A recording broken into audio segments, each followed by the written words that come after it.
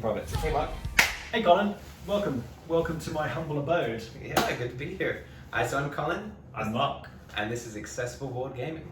And State of Play. it is the State of Play. So what is State of Play, Mark? State of Play, giving everyone an update of what our thoughts are in the world of physical gaming. Not computer gaming, physical gaming. Any thoughts, any ideas, and what's going on. So I know last time we spoke about a couple of things, but keen to hear your thoughts on what's new, what's going on, what's in your mind.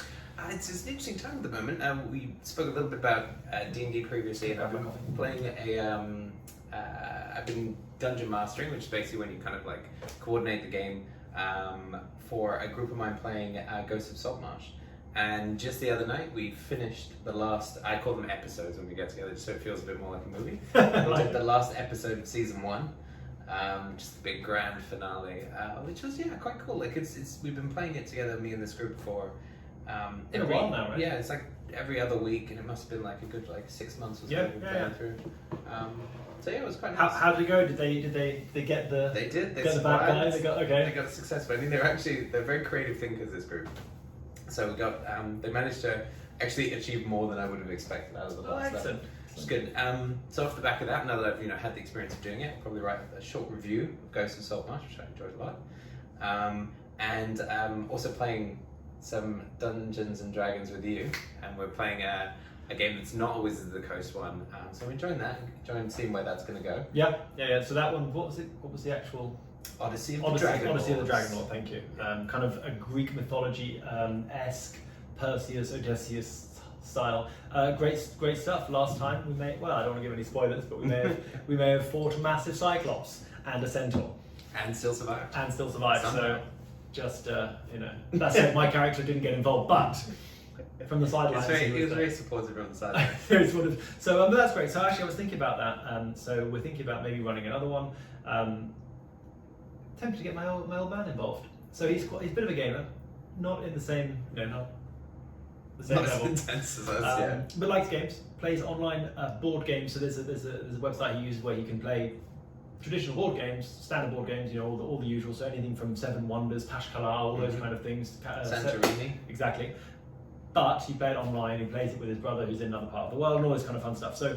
They're really good when you have family that's distributed around the world. Absolutely. So you get the kind of feel of board gaming together, even though you can't physically be there. And maybe I don't know if I'll recommend this to people as well, because it's a great way to get some practice yourself on a kind of a safe space. And nice, it's free. You can pay for a yearly subscription for like €10 or something ridiculously cheap. But this is can I plug it? Is that okay? Yeah, sure. It's called Board Games Arena. I've tried it myself, it's good fun. I mean, if you're used to like high resolution, awesome games, Call of Duty, you're going to get disappointed, right? But if instead you say, I'd like to try and learn Russian railroads as the game, or Power Grid, Seven Wonders, whatever. You want to learn this game, play with some people online, like-minded individuals. Really, actually, it's one of the places on the internet where people are really friendly.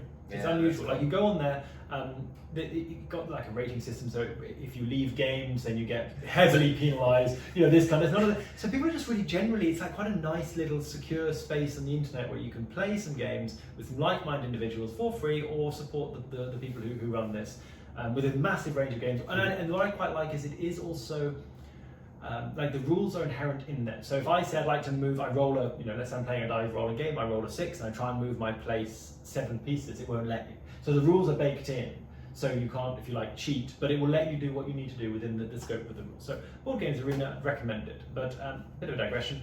I'm thinking about asking the old man, Dad, to come involved on the Let's do it, man. Dungeons and Dragons. So I'll see if he's interested. It might not be his cup of tea. I'm actually going to pitch it to him when I talk to him later today. Cool.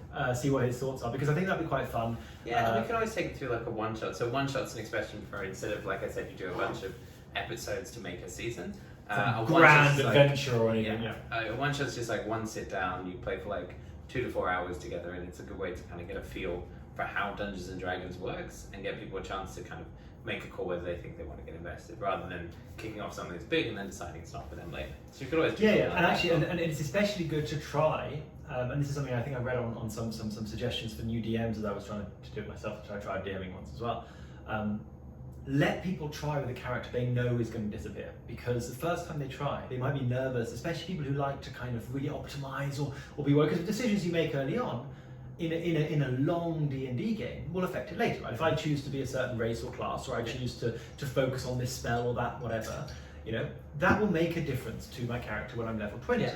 And in most cases, people won't let you unwind, so it's not as if you go to level 5 and say, oh, actually, I changed my mind about a bunch of things. Yeah, can I change that? Well, technically you could, but it kind of ruins the feel of it, right? That's not your journey, your story's arc or your character's arc. So I quite like the idea of saying, look, this character will be gone. After this 2-hour, 3-hour session we're going to do now, the character will be gone and you can try again. So this one is it's like a safe space to try. Yeah, and you still got the option, you can pick them up later. So if you played the one session, like, oh, this guy's awesome, it's a good way to trial something that you could then take into a campaign or something. Exactly. Yeah, exactly. So I think that's, and I'll see if he's keen. So maybe we'll do like a one shot. See if I can get him involved.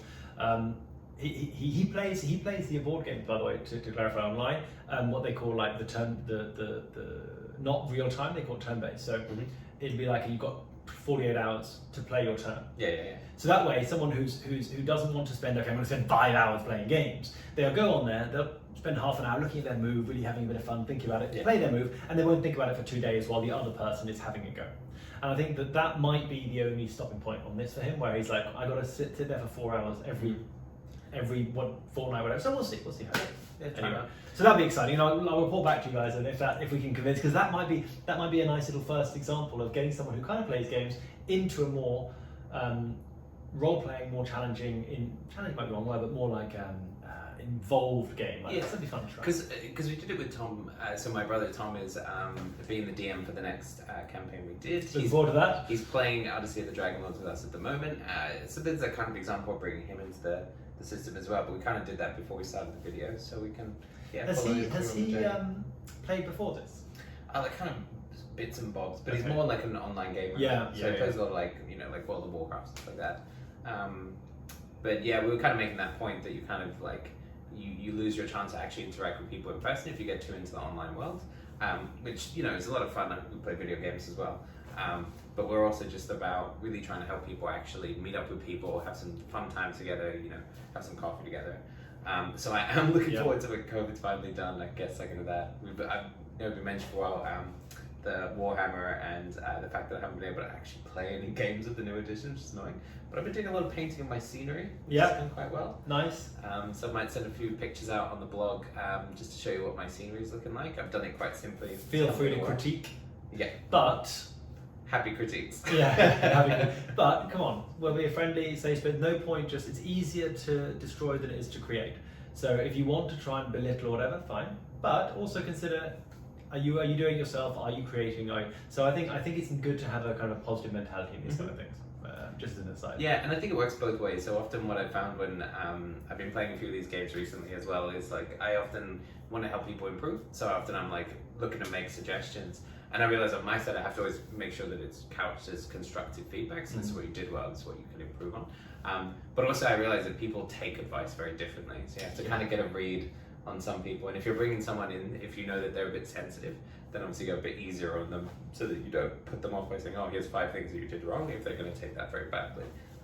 Whereas other people, like, awesome, I'm going to be much better next time. So know your audience. Exactly. So you're coming to accessible board gaming videos to learn about life, not just gaming. That kind of deviated a little bit off of gaming, but so be it. Nothing wrong with that. So that's what happens when you're locked in your place a lot with COVID. You get very philosophical. Actually, I've got a couple of philosophy books we'll talk about later on offline that I'd recommend. So maybe it takes them away. Okay, that was the main part I wanted to. Any other items on your mind? Anything else to share?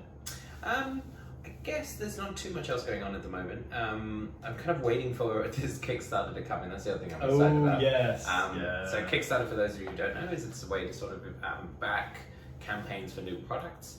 And it's a very interesting space because you're not quite becoming like a backer, like a shareholder, but you're helping to give them the upfront capital to get started. So they get a bunch of cash, they can actually print their board games and stuff. But sometimes people get lost as it being like pre-purchasing almost. And so a few of the ones I back, they take a long time to actually turn up. So prepare yourself. If you listen to this and you think, oh yeah, Kickstarter sounds cool. And you see a bunch of stuff and then you back it and then you end up waiting 18 months for it, which is not uncommon. But there's one I backed,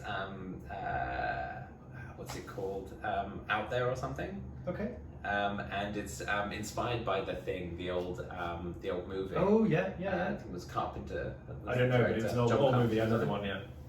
And so the idea is you sit around a table and one of you might get infected by something, and the storm's coming in, and you have to kind of like rally your resources to survive until the helicopter comes and then you get on the helicopter. But you don't want anybody who's infected getting in the helicopter. So it becomes you've got to kind of figure out who that person is as well. Yeah. And then like you get things like if you get stuck in the kitchen with him at some point, because there's a big blizzard outside, so you can't always get in and out easily. So you're stuck in the kitchen with somebody, or you're like bunking down because you're trying to get some rest, and they're infected, they might infect you. So you get little clickers. So like you're like, okay, you're in the bunk room, okay, show me your clicker, and you do it like under the table so the rest of the table can't see. And if you look at the guy's clicker and it's like red, you're like, We'll bleep but you that. can't show we'll bleep that. Oh yeah, we gotta beep that. But you can be like, oh shit. We'll bleep that as well. Oh dear. Oopsie daisy. Oopsie daisy.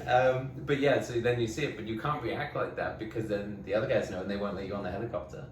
And I really like these kind of suspicion games. So. Yeah. There's that popular one that's just as a mobile game that's come out called Among Us, or something similar. But, yeah, it sounds like a similar. But I like the board gaming aspect of this. This Among Us is your one person might be an imposter and they go around killing people and you've got to vote people out and stuff. So that's the idea. Yeah, like Werewolves, another one that's exactly like Werewolves, another one. Saboteur. Yeah, I had it great. Well, yeah, because Saboteur's right here. Obviously, we can talk about that one. Talk about that one another time, which I think will be fun. Also, I was thinking once we're ready to finish, I'll finish with a little question from my Harry Potter Trivial Pursuit, just for people to have an idea if they know. Let's do it. I mean, that's all I got. Okay, well, in that case, this was State of Play. I'm Mark. I'm Colin. And that was Excessive Board Gaming. Wait, don't hog off yet. I don't know how much of a Harry Potter fan people are, but I quite like it. Obviously, all massive fans. It's quite difficult, I warn you. So, Colin, why don't you choose to roll a die and give us a card? I got light blue. Okay, and then pick a card. I'll read it out. Okay, and I'll say light blue. We'll have two questions for people. So the first one will be light blue. Who, and don't answer it, we can see if you know it offline, but who is the ghost of Ravenclaw Tower? Good one. Okay. So what's the intent? They're going to leave us a comment if they know what it is? Up to them, or just for the self-satisfaction of knowing Harry Potter. So good job. Whatever you got. No prizes. The prize is the fact that you knew or didn't know, and if you didn't know, something to learn. If you didn't know, go and find someone to high five. Do you want to see the answer? Offline. Right here. Oh yeah, obviously. Yeah, you didn't know. And then roll one more, please. I'll take another card. Pink. Finally, when they travel, so the pink one is magic spells and potions topic. Ooh. When they travel back Not in my time, forte. no. When they travel back in time, what spell do Harry and Hermione see Professor Lupin use to calm the Whomping Willow? The answer, Colin, is, to those who don't know, Elementary. Elementary, my dear Mark. So I thought we'd end with that. So, and that notes another state of the play. So thank you for tuning in. Always a pleasure. Always a pleasure. Until next time. See you.